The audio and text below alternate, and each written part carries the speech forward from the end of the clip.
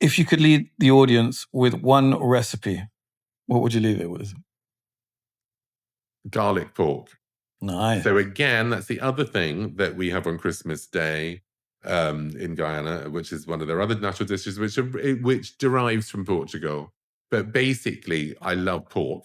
And so it's cuts of pork, so big chunks of shoulder and belly. You have to do quite big chunks, cut by big chunks. Make sure there's a lot of fat running through it.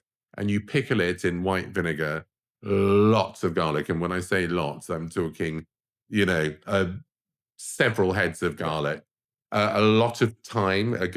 Caribbean thyme is different to English thyme. It's not as sort of citrus, and the dry thyme is a lot earthier. You put a lot of that in it and a lot of hot pepper, and you steep it.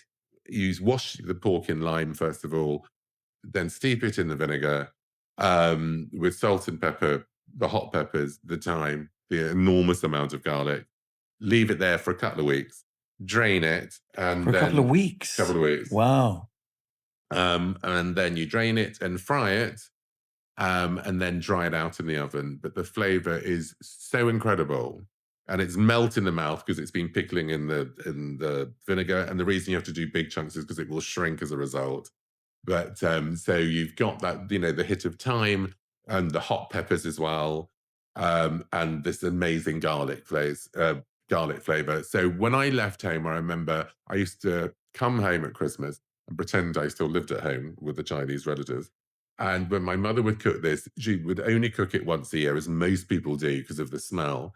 And as I was coming round the corner from the tube, I got the whiff of it. And so you really have to, open a lot of windows, burn a lot of candles, but it is quite sublime. And so that is, it's really worth doing, and it's really spectacular.